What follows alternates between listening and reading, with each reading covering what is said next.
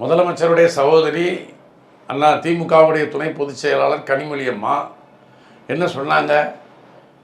தமிழகத்தில் இளம் விதவைகள் அதிகமாயிட்டாங்க அதிமுக ஆட்சியில் அன்று. அதுக்கு காரணம் மதுக்கடைகள் தான் அப்படின்னு சொன்னாங்க.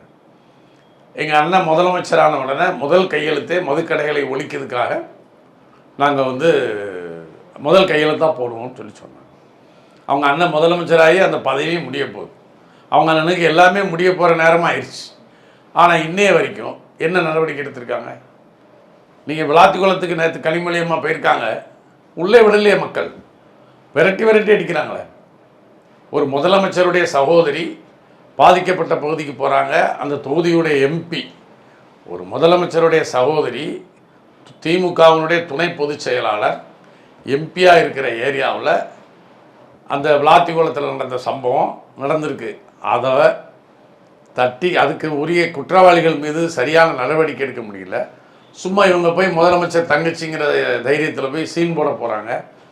மக்கள் நேற்று விரட்டு தான் திமுக ஆட்சி மேலே இருக்கிற வெறுப்பு.